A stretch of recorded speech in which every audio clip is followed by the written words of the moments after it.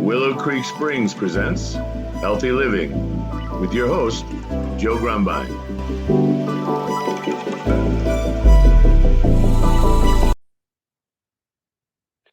Well, hello and welcome to the Healthy Living Podcast. I'm your host, Joe Grumbine, and today we've got a very special guest. His name is Steve Sapourn, and he's the founder of Neuros Journey and a speaker on trauma-informed neuroscience and regulated leadership.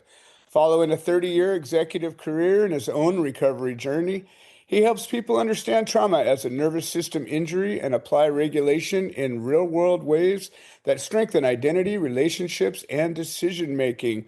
Steve, welcome to the show. It's great to have you here. Thank you so much. I appreciate you having me on. You know, it's wild. This is a podcast that we talk about healthy living, and it's a giant, spectrum of topics that go from, physiological issues, mental issues, emotional issues. And for whatever reason, in the past couple of months, trauma just keeps coming back and coming back and coming back.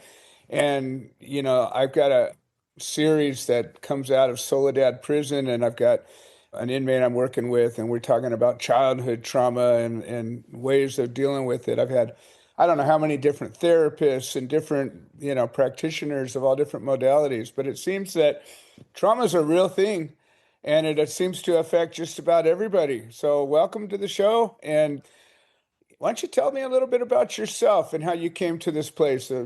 Sounds like you've been a career man and you've jumped into this really useful and needed field here.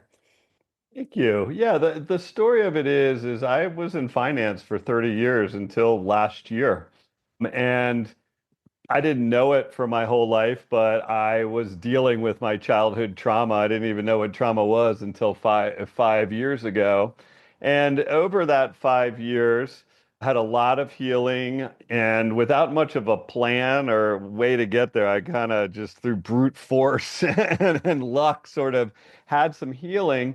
And my life outwardly was really changing in ways that people could see. I haven't drank for 3 or 4 years, lost a bunch of weight, a lot of things. But until last year, had what I called this addict's body or traumatized body. I had these levels of sensation that would rise each day, and eventually they would get untenable. And for a long time, I was a drug addict and used.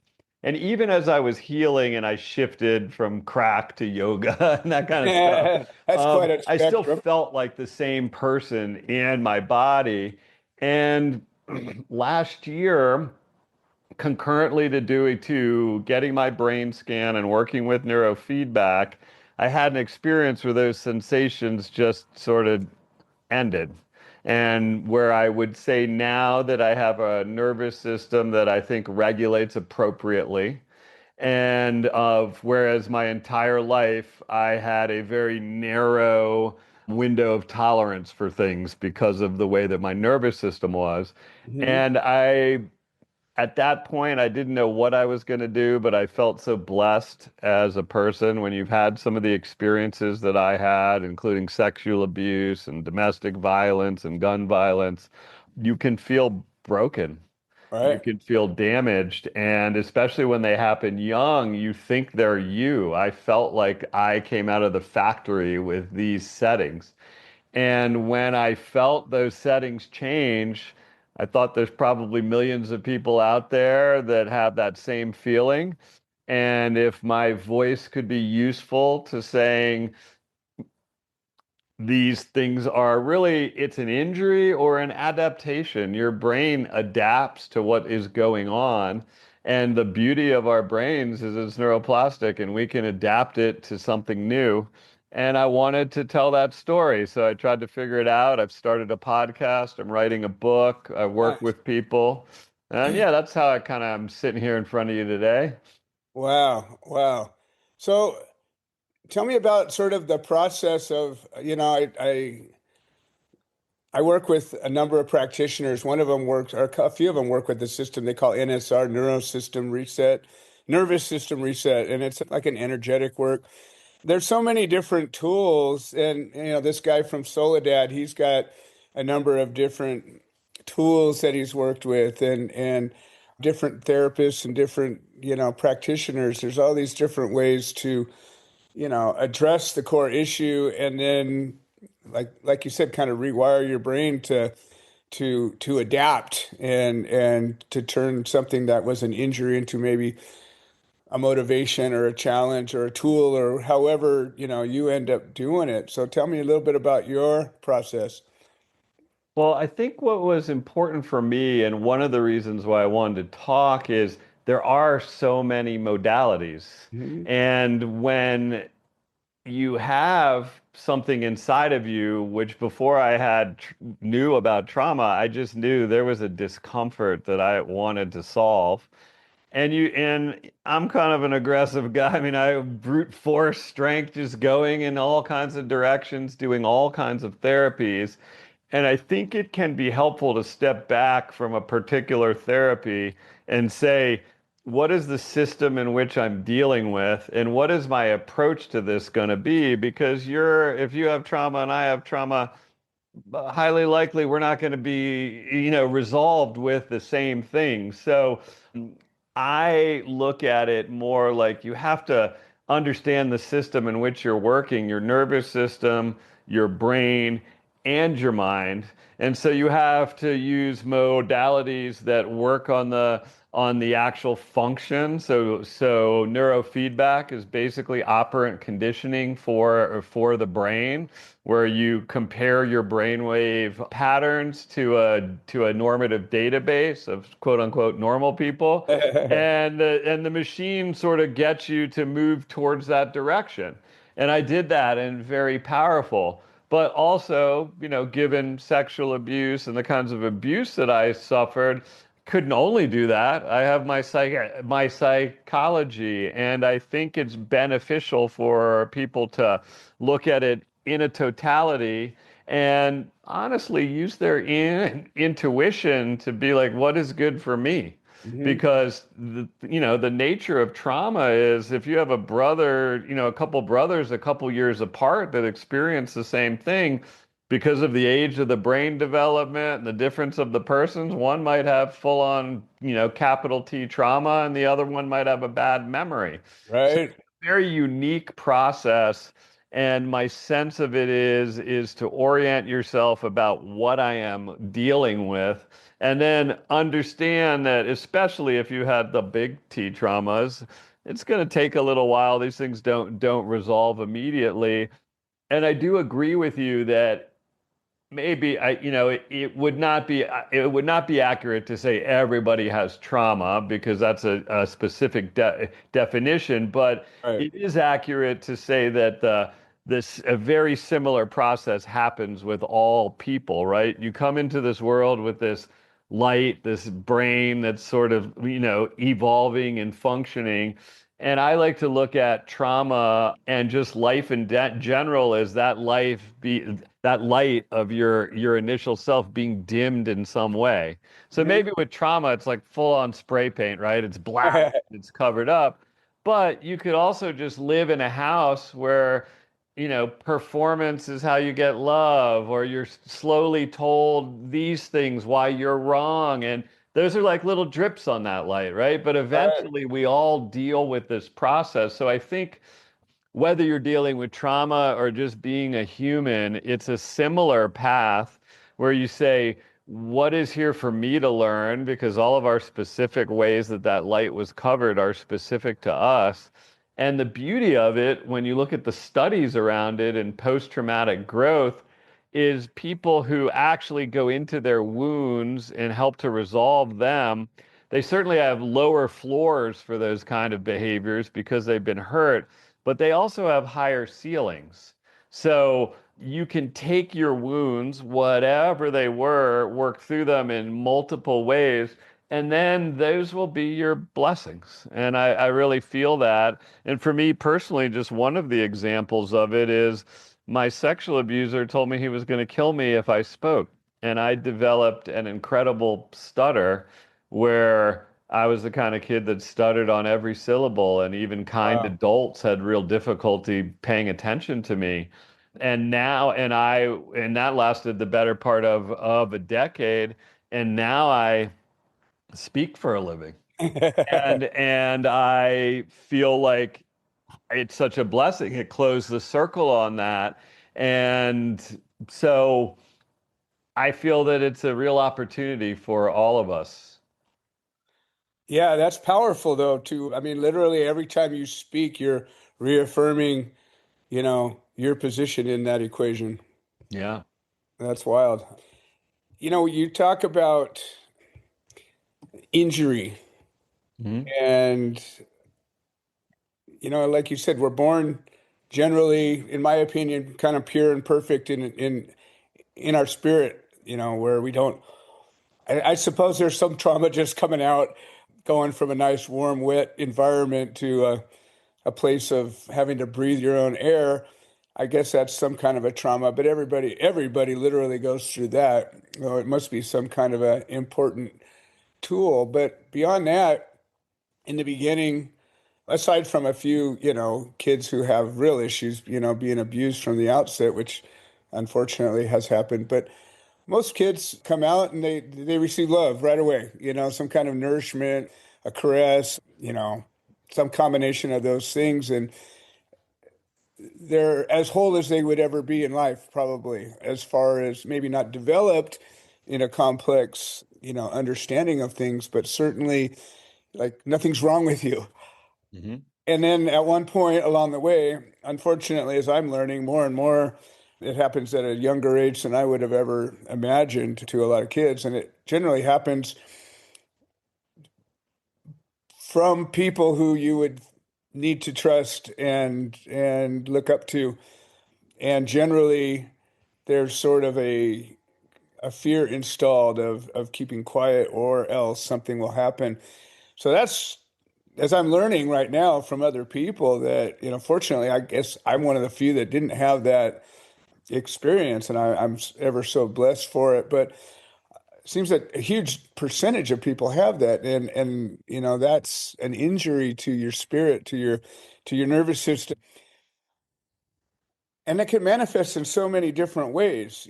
Some people flat out block it out. They don't even remember it at all. And yet they're triggered by some actions, or maybe they have some kind of a response. How do you classify an injury though? Like where is it where it goes from like just something that happens that, you roll through life with it to I've got an injury that needs to be healed?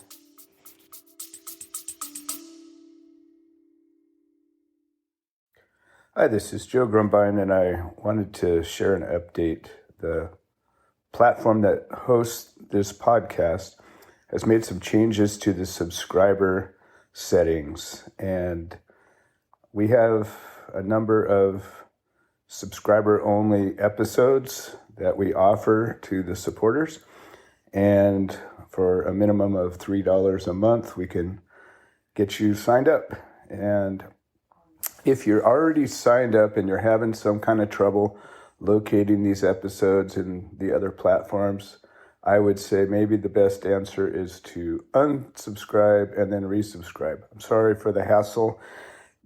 I don't have any way to make a change, but I'm very grateful for all the support. Thank you.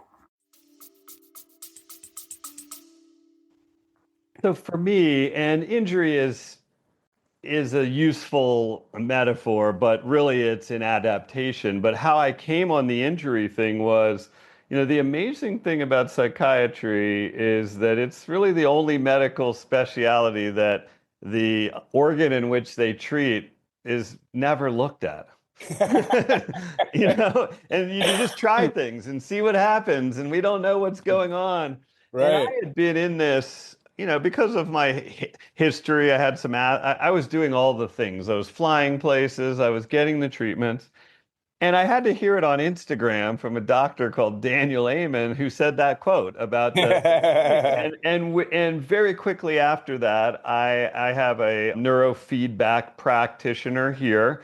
And Uh-huh. what you do in neurofeedback is essentially they scan your brain, Mhm. and they are looking at the your brainwave function versus a database of people who are quote unquote normal, and they can see where your brain is overactive.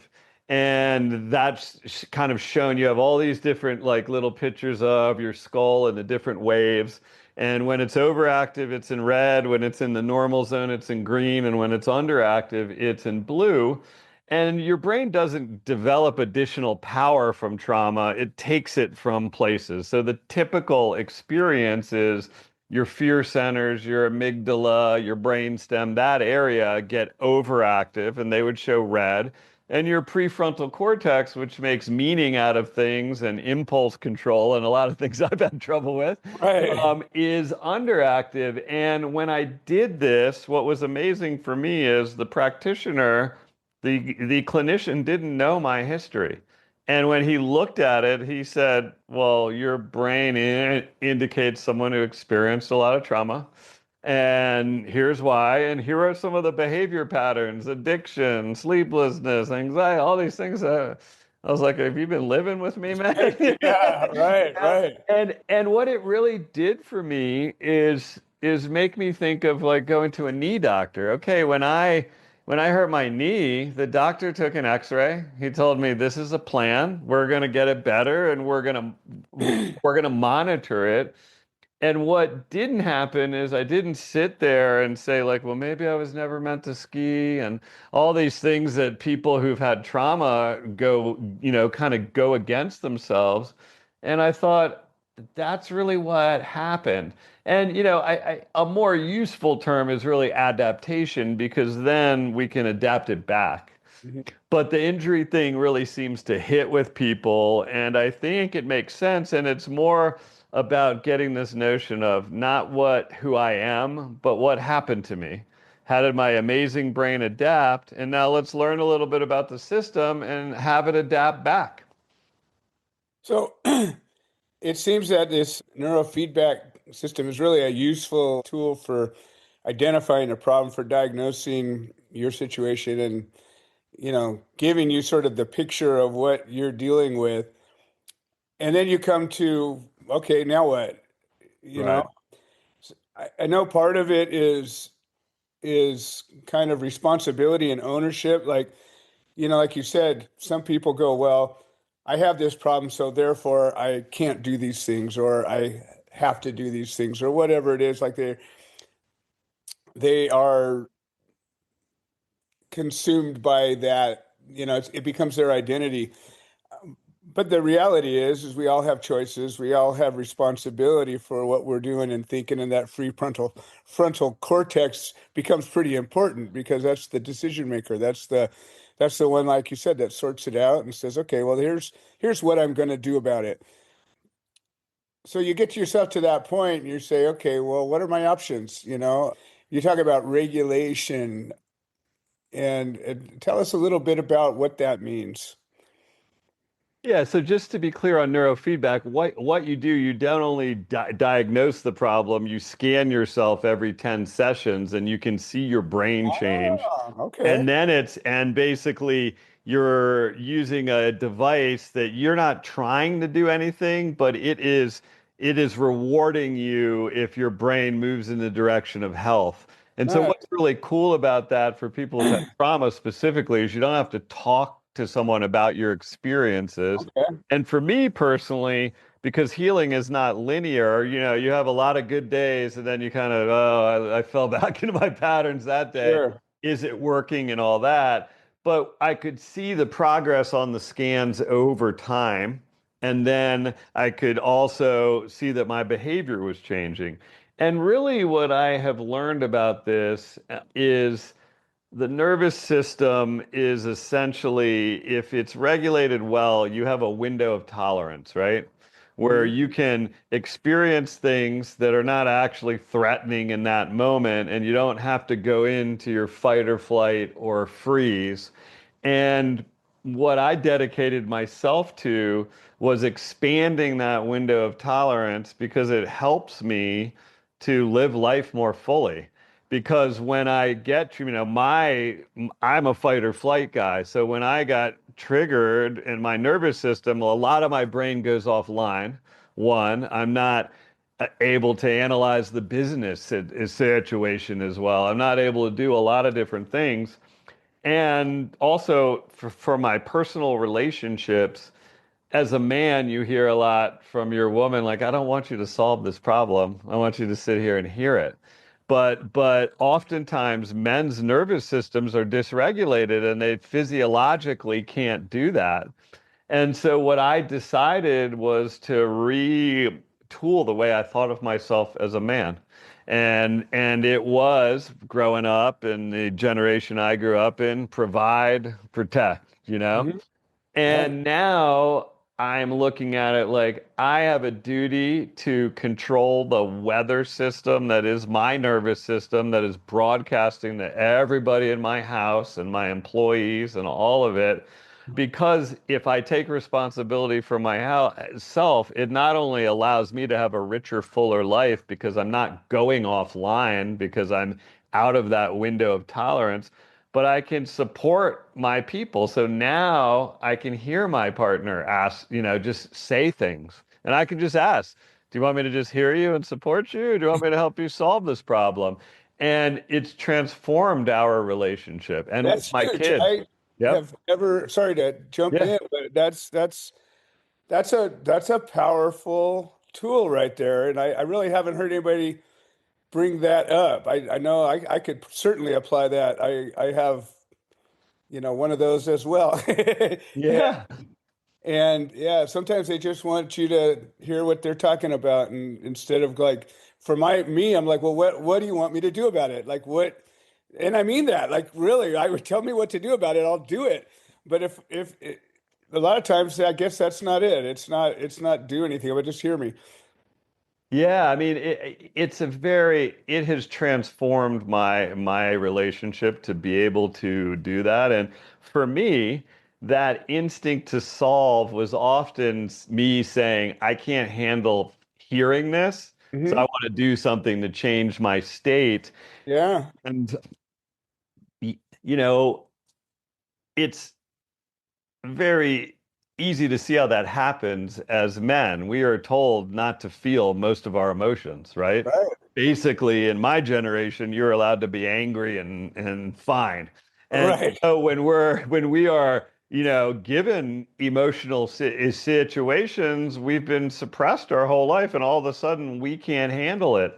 And Yeah, so I remember as I started to get awareness of this, but I wasn't regulated at all. I'd be in couples therapy, and the therapist would say to do these things that I can now do. We'll just sit and hear, don't do this, don't do that.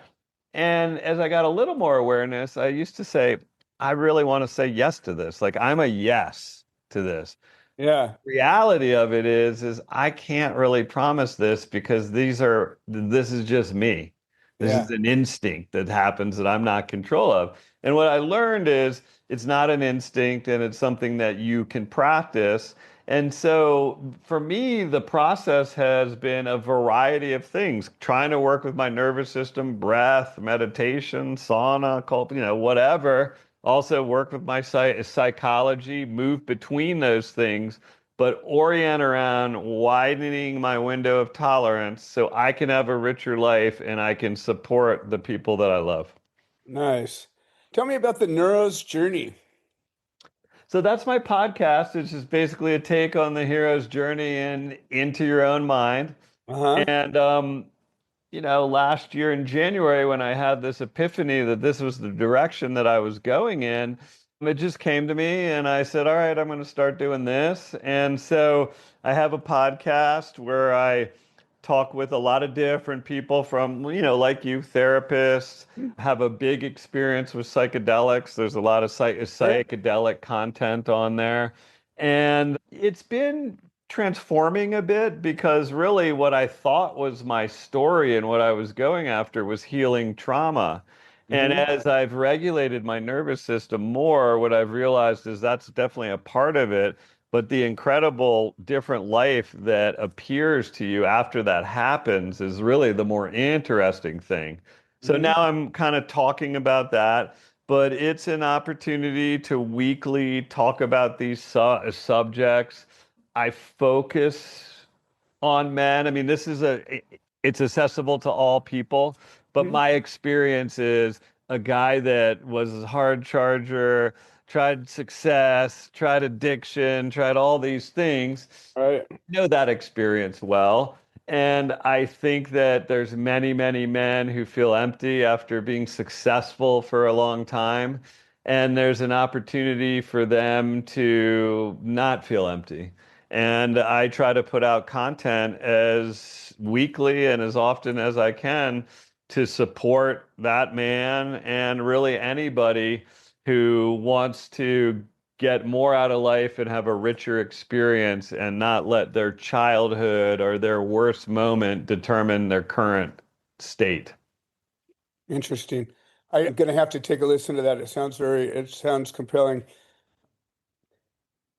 Recently, within the last, I don't know, I'd say probably 10 years, psychedelics have become a tool that's becoming more and more mainstream, everything from ketamine to mushrooms to ayahuasca and a number. And I've worked with a number of these myself in my own journey and watched many people. We have a nonprofit botanical garden out here, and we hold space for all sorts of different healing elements. But as it's becoming more and more mainstream, there's still issues with it, and just like everything.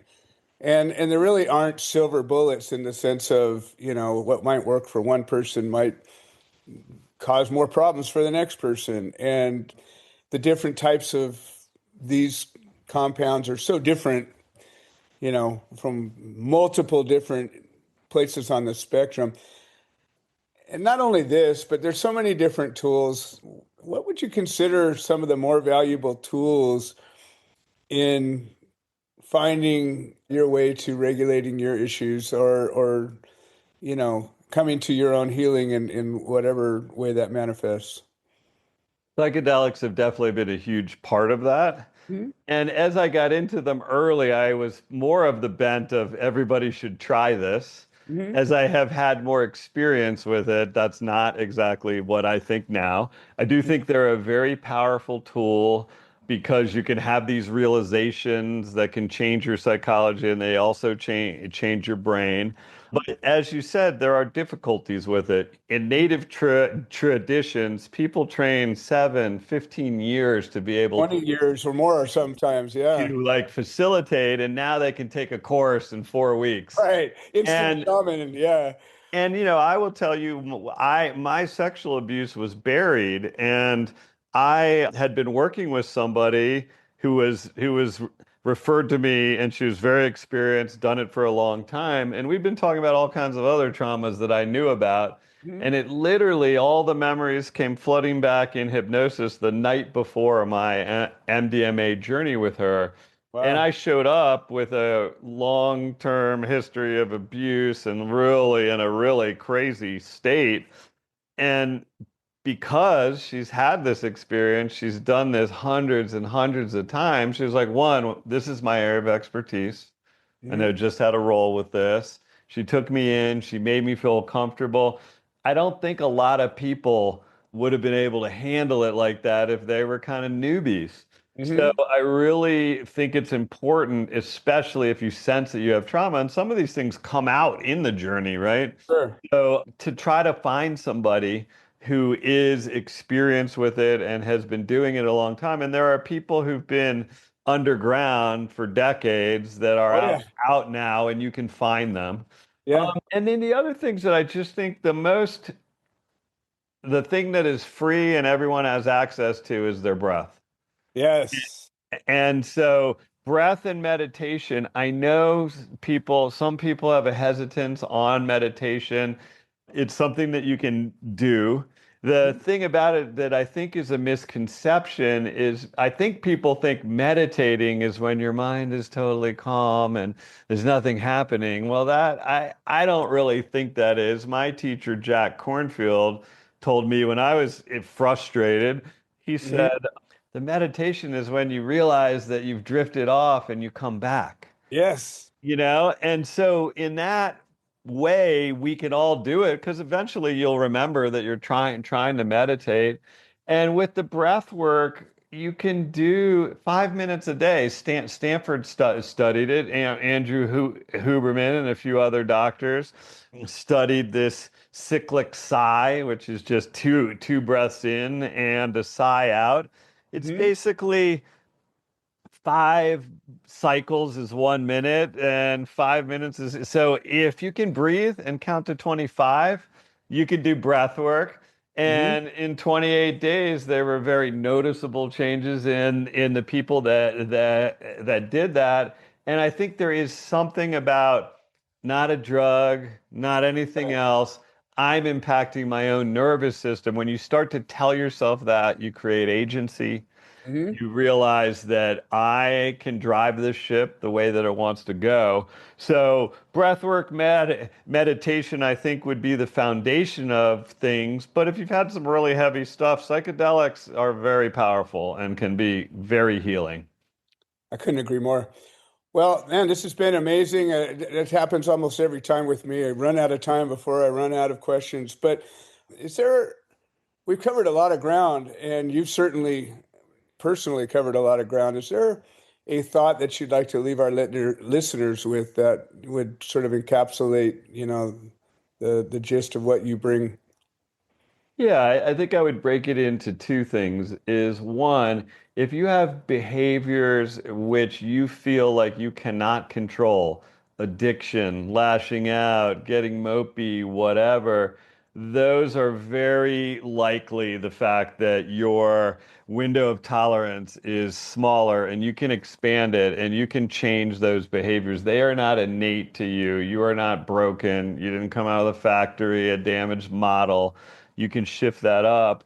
And then the second part of that would be I would start to look at that framework if you're engaging in that practice in to say, I'm not going to just go, I mean, yes, do these little individual things, but look at it more like what's the system I'm dealing with? How do I impact it? How do I operate here? What are my values around my own healing? What is my approach? And then from that, go into all the things because there's going to be things that work amazingly, the other things that don't land with you, and you don't want to lose your mojo because you had one thing and then you're not doing anything for 6 months. So Right. those two things, and just the notion that I see people every day who come from I mean, my story is fairly hard. I mean, just incredibly worse than mine, and have made these changes. And it's a universal story, and they often are coming back to serve. And it's just a real blessing. So I just hope for anybody out there, there is hope, and you can do it. I couldn't agree more. Well, why don't you give us your contact information? Anything else that you'd like to share? Yeah, I don't really, as of yet, I don't have anything to sell. My podcast is called The Neuros Journey. And if you're interested in the kind of rap that I've been laying on you, you'll get a lot more of it. That's available YouTube, Apple, Spotify, all the places. I Uh-huh. am writing a book which is gonna articulate my approach to healing. That'll be out sometime this year. I have a website called the Neuros Journey. I speak at different places and can coach people. So if people want to reach out, love to hear from you, and I'll be of service in any way I can. If you just want to send me some questions, like you don't know anything about psychedelics, I'll answer them if I can. And yeah, I mean, I'd be happy for anybody to follow along. Beautiful. Well, thank you so much for joining me today. And my offer's open. Maybe one day we'll get back together and go deep into some of these topics that you got into. I think that you're really onto some good work and helping a lot of people. Thank you so much. I appreciate it. Thanks so much for having me on, Joe. It's my pleasure. This has been another episode of the Healthy Living Podcast. I'm your host, Joe Grumbine, and I want to thank all of our listeners that make the show possible. And we will see you next time. This has been another episode of the Healthy Living Podcast. We produce this show so that people can share their stories, people that have overcome obstacles, people that are undergoing obstacles. We're building a community of health-minded individuals. If you're interested in supporting the show, please leave a review on the platform you're listening to it on. If you're interested in becoming a guest, please send an email to itsjoegrumbine@gmail.com, or you can send a note into the notes section of the podcast. All right. Well, thank you for supporting this show, and we hope you've enjoyed it.